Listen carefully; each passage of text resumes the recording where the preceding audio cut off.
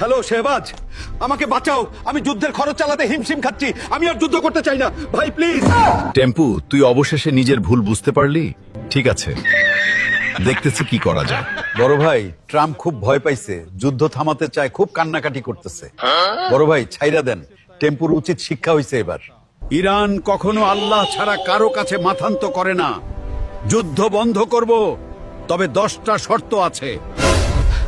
সালার নেতা নালুর বুদ্ধি শুনে আমার হোগায় আগুন লাগছে। আমি সব শর্তে রাজি, লাগলে তোরে আমার বউটাও দিব, তবুও যুদ্ধ থামা ভাই।